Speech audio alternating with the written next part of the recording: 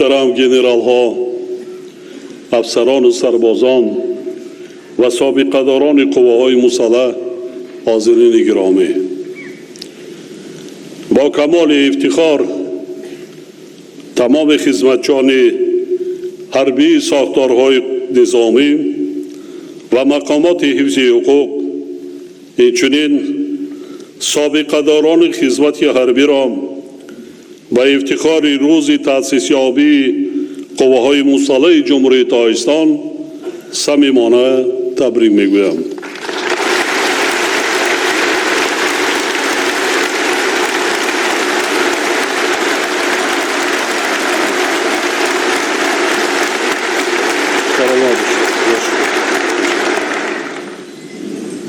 همچنین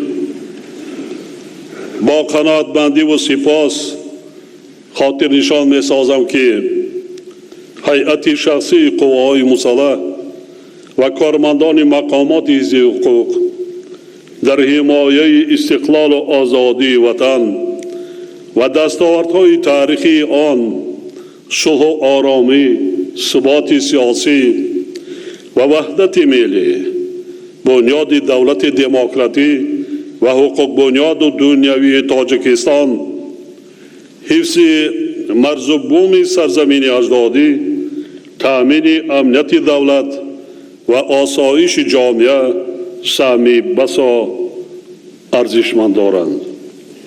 اگر قواهای مسلح مملکت و کارمندان مقامات حفظ حقوق نمی بودند و جانثار ها نمی کردند، ما به امروز نمی رسیدیم.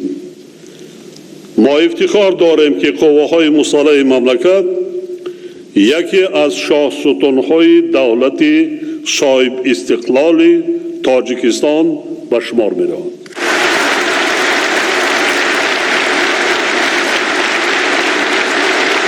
ما قواهای مسلح تاجیکستان را 28 سال مقدم در شرایط نهایت وزین و حساس اقتصادی و حربی و سیاسی کشور، یعنی در روزهایی که کشور را جنگ و خونریزی، به قانونی و به حاکمیتی و بحران شدید اقتصادی فرا گرفته بود و همه ساختار و مقامات دولتی فلج گردیده، خطری از بین رفتن دولت جوان تاجیکستان و پراکنده گردیدن ملت تاجیک واقعاً به میان آمده بود، تأسیس دادیم.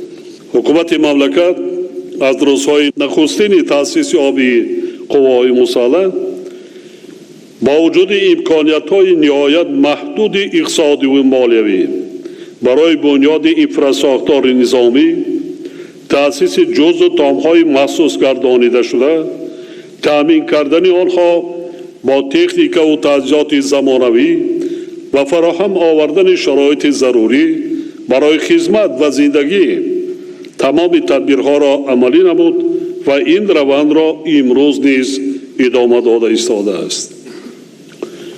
با تلاش و جانثاری های فرزندان با ننگ و ناموس وطن، یعنی افسران و سربازان قواهای مسلح و کارمندان مقامات حفظ حقوق، در ایام نهایت دشوار و برای مردم کشور تقدیرساز ساخت کنیسانی، صلح و آرامی و ثبات سیاسی برقرار گردیده، برای رشد اقتصادی و اجتماعی مملکت شرایط مساعد فراهم آورده شد. یعنی افسران و سربازان وطن دوست و با ننگ و ناموس ما در دوره بسیار مرکب و وزین وظیفه تاریخی خود را در نزد وطن، دولت و خلق تاجیکستان صادقانه و جوان مردانه اجرا کردند.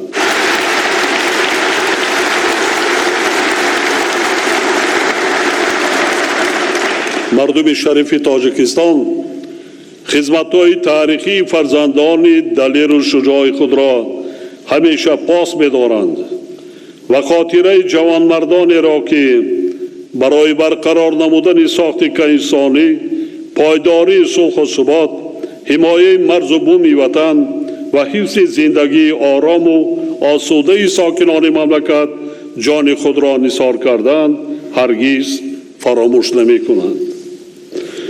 حالا از جانب حکومت مملکت در نزد قواهای مسلح و مقامات حفظ حقوق وابسته به حفظ استقلال و آزادی وطن محبوبمان، حمایه صلح و ثبات، منفعت‌های ملی، تامین نمودن امنیت دولت و جامعه و ولایت قانون وظیفه‌های بسیار پرمسئولیت گذاشته شدند. من امروز دلپرانه اظهار می‌نمایم که افسران و سربازان قواهای مسلح ما که در طول تاریخی قریب 30 سال سپری شده از بسیار امتحان و آزمایش‌های سنگین و مرکب سربلندانه گذشتند، رسالت کسبی و قرض وطن دوستانه و شهروندی خود را من بعد نیز با شرفانه اجرا می‌کنند.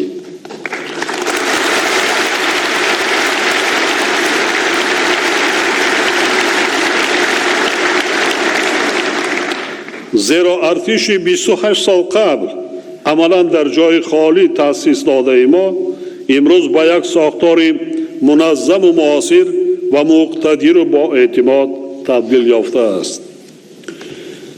مردم تاجیکستان با افسران و سربازان قواهای مسلح و کارمندان مقامات حفظ حقوق یعنی فرزندان صادق و وفادار خود افتخار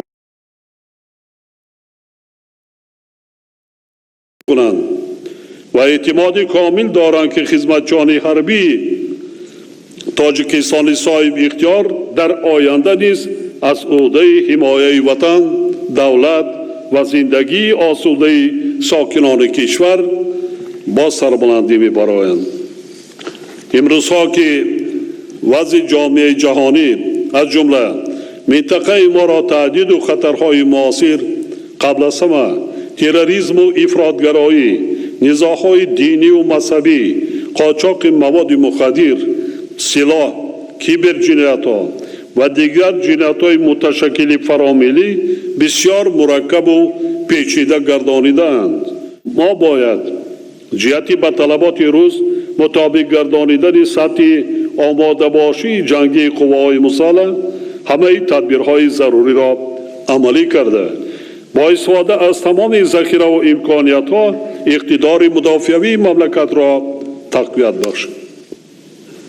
مخصوصاً اوضاع جامعه جهانی از لحاظ امنیتی بسیار خطرزا است. در یک چند برآمدهای خود من سال گذشته ابراز داشتم، در پیام خودم امروز هم ابراز می نمایم. چنین اوضاعی که 2 سال اخیر اوضاع جامعه جهانی را فرا گرفته است، در 100 سالهای آخر چنین وضعیت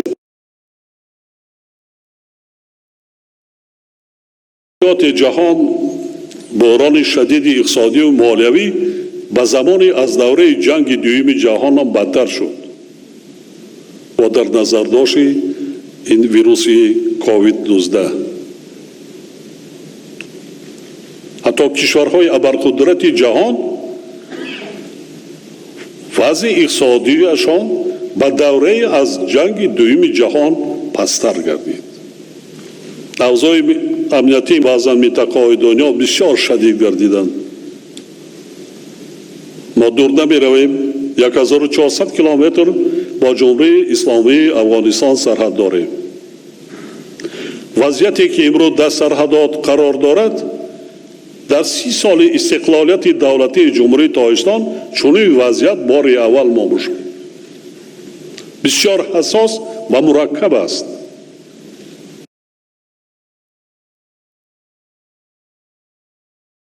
قواهای حکومتی و گروه‌های تروریستی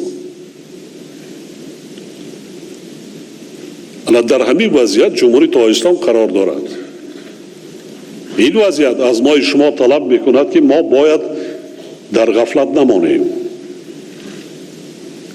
من تحلیل کردم در 2 سال اخیر، شما هم خوب بدانید، در آن دولت‌هایی که در کشورهای نزدیک، شرق نزدیک، دیگر جا آن حادثه‌های زد و خوردهای حتی تبادلات‌های نظامی دیگر رخ دادند، اکثریت آنچه که حکومت‌ها سقوط کردند بعضا بسیار حادثه‌های ننگین و سنگین هم شد. نشان دادن که قواهای مسلح 4-5 کشوری که من تحلیل کردم شما ناز میدونید قواهای مسلح آنها عموما آماده نبودند،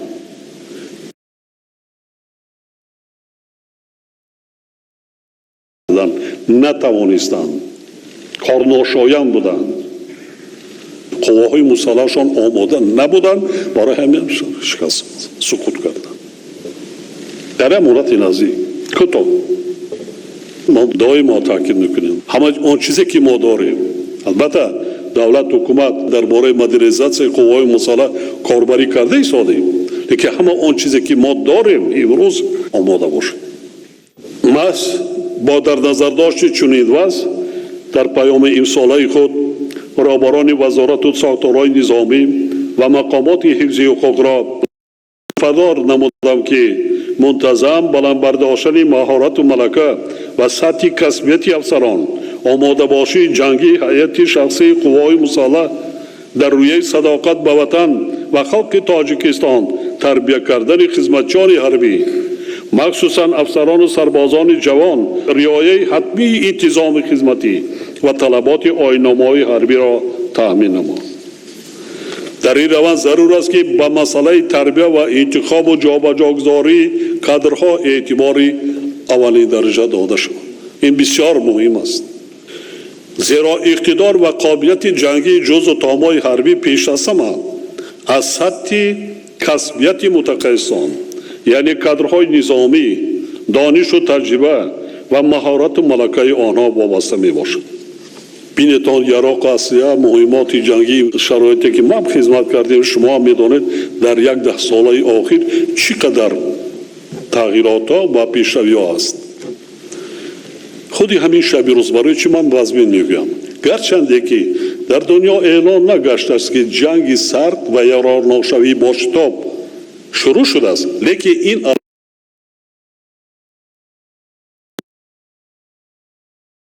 شروع گردیده است. بین ابرقدرت ها میبینید از معلومات و یا جنگی سرد و یارانشوی با شتاب به نهایت در سطح بلند ادامه دارد. این یگان جای پنهانیش نمانده است. تکنولوژی یا که یک گریتان در وقتی خدمت حربی چند تیپ یا که مدل سیستم علاقه تغییر یافت. همین طوره چی داشتیم؟ یک رسه عادی، بعد پیدا شد تلفن‌های کونه، بعد رسه، بعد دیگر حاضر علاقه هر 10 روز یک ماه دیگر یافته پیشرفته ایستاده پیشرفته.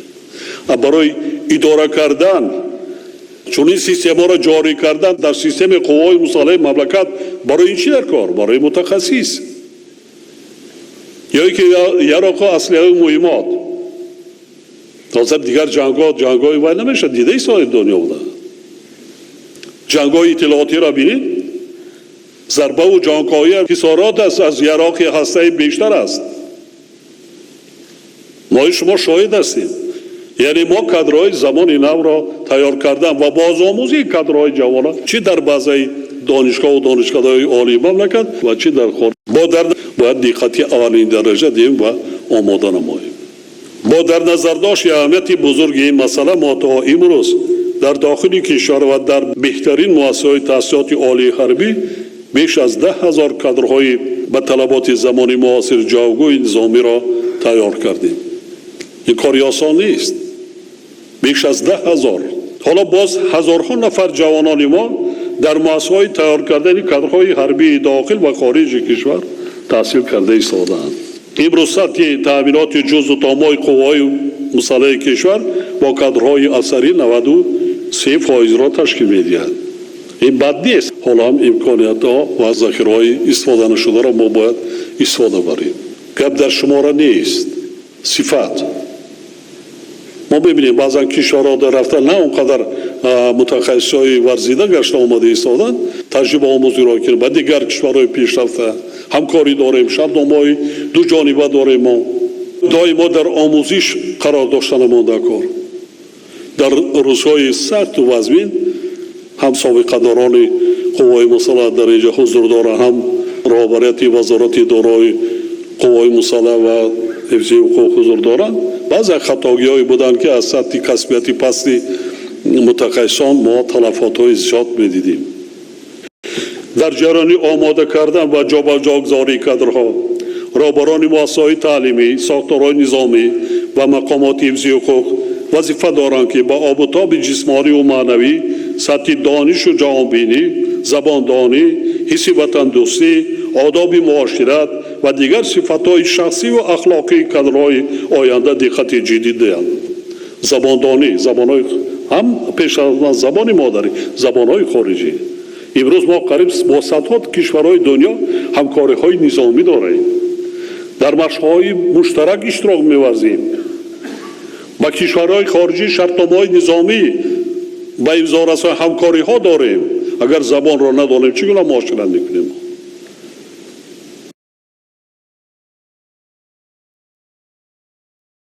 زبان‌های خارجی است. زبان را ندانیم چگونه اداره کرده بتوانیم؟ چند روز پیشتر با مقصد هستمند گردانیدن شهروندان برای خدمت در صف قوای مسلح و در هیئت ذخیره‌های سفربری برای مدافع دولت آماده کردن شماره بیشتر جوانان، قانون جمهوری تاجیکستان درباره عهده‌داری حربی و خدمت حربی در تحریر نو قبول گردید و با یک قطار قانون‌های ساحوی تغییر و علاوه وارد کرده شدند.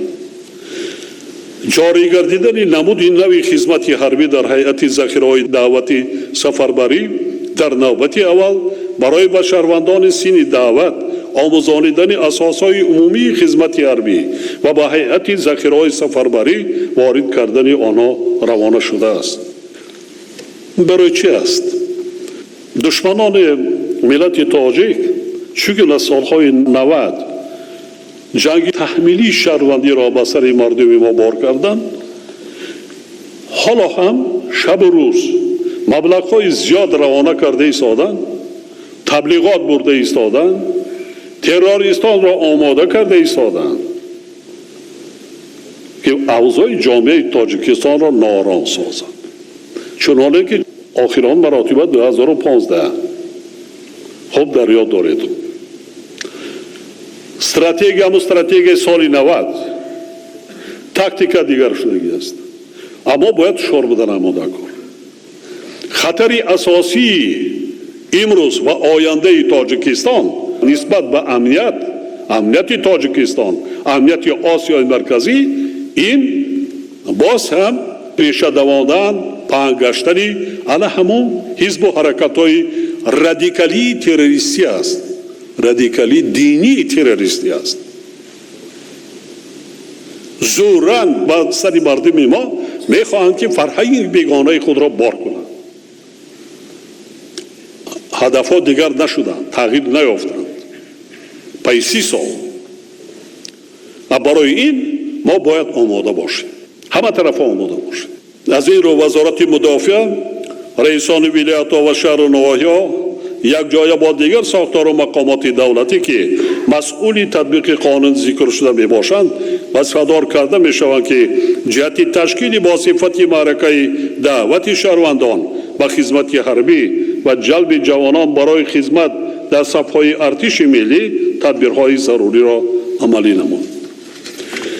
همزمان با این ضرور است که آموزش پیشکی شهروندان سینی دعوت درست برآورده شده در همکاری با وزارت تندرستی و حفظ اجتماعی اهالی گذرانیدن چاره‌بینی‌های طبابتی و سالمگردانی و با استفاده از امکانیت‌های تشکیلات جمعیتی مددگار مدافع جهت آماده کردن جوانان به خدمت حربی و هرچه بیشتر جلب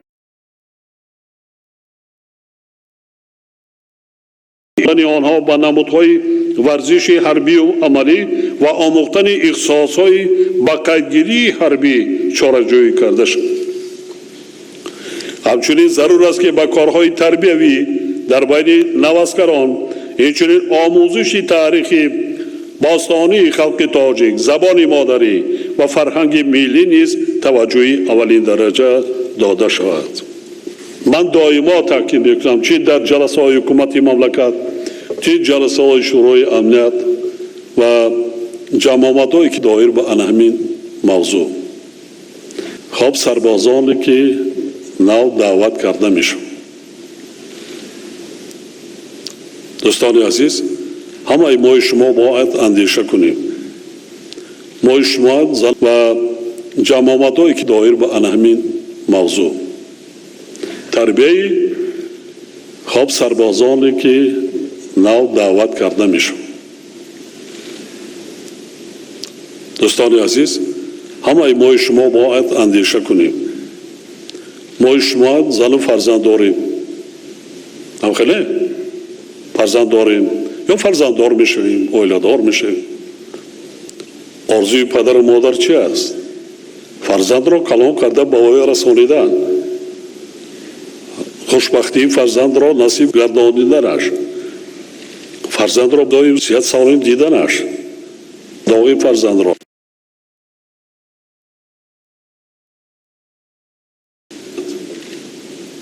بعضا حالا تو چی میکنیم؟ این بسیار مهم است، به نهایت مهم است. کی میخواهد فرزند خود را از دست دهد؟ مردم ما بسیار میتخواه ولایت مختار کوهستان بدخشان، وادی رشت، شهر اسفر، دیگر چندین شهر دوشنبه دیگر در یک روز، دو روز، سه روز دعوتی که پدر و مادر و فرزندانشان گسیل میکنند اختیاران. الله اختیار حادثه ناخوش میشود چی؟ اینا نادیده نگیرین. من سپارش دادم کدام قسمی حربی که اگر همین خیلی حادثه میشود کمادیر باید همون زمان از سیسی مرون شد، یعنی بی‌نظارتی است. ما سپارش دادیم که در جای خواب، جای استراحت، جای خوراکخوری، دیگر جای و جمعیتی قسم‌های حربی کامراهای نظارتی گذاشته شد. نظارت کنین، مخصوصا کمیسی‌های طبی که دعوت می‌کنیم. حالا که این جوان بسیار بیمار است، نه اینکه برای خدمت کردن، عموما برای توبت محتاج است. این خیلی کمبودیار ما نابخشیدنی است. اینا برطرف کرده مانده کن، عموما از بین برداشتن مانده کن. ما خودی انتخاب و جابجا کردن کادرها را نه از روی خویش و تبار و یار و همصنف و همکورس و هم خدمت نه، چه جراح و چه افسران، رهبران خطاگی اگر راه بدین، این خطاگی اصلاح نشونده است. رهبر قسم نظامی یا که کمادیر یا که پالکونیک است، گنرال است، دیگر است، پیش از همه وی غمخوار باید باشد، غیریانه که نظامی است. مثل فرزندتان باید تربیه کنید، مثل فرزند خودتان نگاه بین کنید، غمخواری کنید، تربیه کنید، شرایط مهیا کنید. گذشت سالهای تنقیصی ما داریم امروز امکانیت. در آن صورت در ارمی انتظام ترتیبات تمام امر و فرمانها عملی میگردند. من خود شاهد بودم در سالهای وزمین سربازان جانیساری ها میکردند. جنگ را کی میکرد؟ سرباز قطاری کی طلب میشد؟ این بسیار بسیار مهم است. طلبات دیگر میشود. رفت، زمانهای گذشته بود رفت.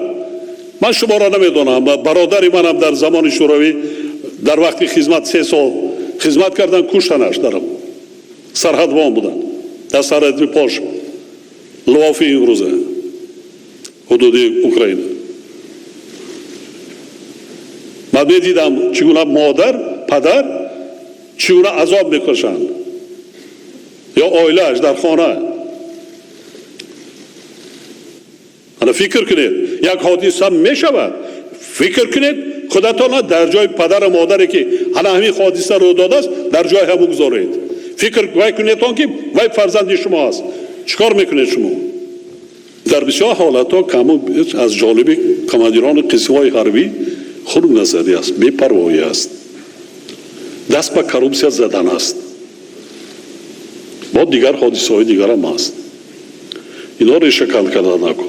ما پرابلم امروز کادری نداریم.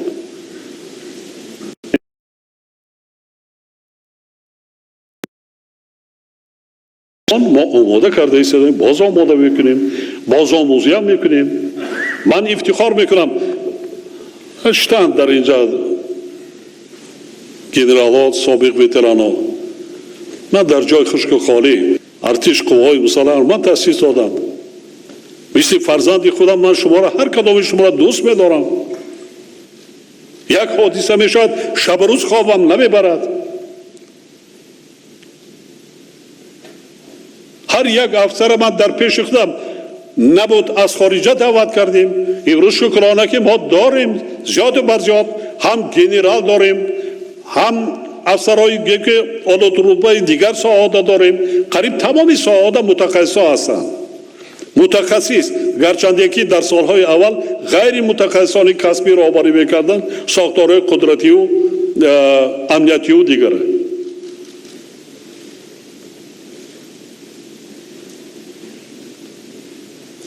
چگونه مناسبت کردن ممکن؟ دولت به قوای مسلح وجود داشتن نمیتواند، مخصوصا در شرایط امروزه. خراجات را دیدم مادکار، صرف کار بودن مادکار است. یکی از شما وابستگی دارد. کادرهای جوان تربیت کنیم. ما شما سرآمد آهن نمیگیریم. با تربیت کرده مادکار، ترسیده مادکار نیست که جای من میگیرد. برعکس حکومت تاجیکستان وابسته به رشد اقتصادیات علاوه به تأمینات باز هم بهتری جزو تام‌های حربی و مقامات حفظی حقوق با تکنیک و تجهیزات حاضر زمان و سلاح و مهمات جنگی در آینده نیست دستگیری مالیوی و اجتماعی خدمتچیان حربی را گسترش بخشیده برای زینه بهتر گردانیدن شرایط خدمت و زندگی آنها، بلند برداشتن سطح تأمینات اجتماعی و تحکیم اقتدار مدافعی مملکت، همه چاره‌های ضروری را می‌اندیشد. تا امروز برای مهیا نمودن شرایط قوای مسلح کشور ما زیاده از 2200 انشاءات بنیاد کردیم، ساخته به استفاده دادیم. آن چیزی که من دائما میگم در جای خشک و خالی ما قوای مسلح را تأسیس دادیم، در زیر خیمه در فرودگاه عینی برای علم بنیاد کردن، جابجا کردن، شرایط درجه عالی مهیا کردن برای فعالیت و کار زندگی هم افسران هم سربازان 2200. این کاری آسان نیست. با همین قدر دیگه ساختن همان لازم میشد. من هم خدمت کردم، تمام شهر نایایی سفر کردم. من از جزء تاما دیدن میکنم اون شرایطی که ما بنیاد کرده ایستادیم. در وقتی که من خدمت میکردم این شرایط نبود. من بعدی سالهای نزدیک 10 سال پیش سری منزلی برادرم رفتم لواف، رفتم عیادت. بعد قسم حربی جای خدمتش نشان دادن، جای اما کراواتی خواب بودگیش، اما کازرمه. این شرایطی که ما داریم ببینید تا دیگر سربازا را وای کردن در کار،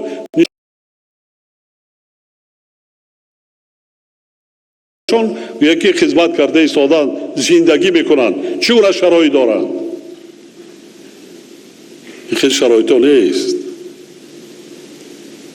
بله قوای مسلح بعضا هست در حالتهای فوری، بعضا در زیر خیمه ها در این یا جاهای وای میرود. برای همین است قوای مسلح که امنیت ملت، امنیت دولت را ترتیبات جمعیتی تامین کرده شود.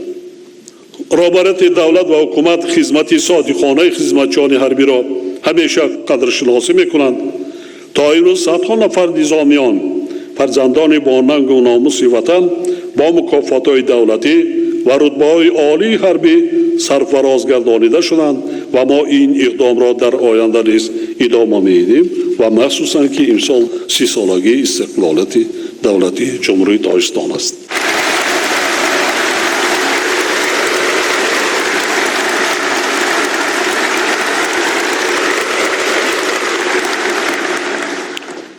باور دارم که افسران و سربازان با ننگ و ناموس و دلیل شجاع قوای مسلح و کارمندان مقامات حفظی حقوق و سوگند حربی خود همیشه صادق مانده، رسالت فرزندی خود را در نزد دولت و خاک تاجیکستان من بعد نیز با حس بلندی وطن دوستی ادا میکنند و 30 سالگی استقلال و آزادی تاجیکستان جشن بزرگ و مقدس ملی امان را با خدمت صادقانه، انتظام نمونوی و آماده باشی بلند استقبال میگیرند.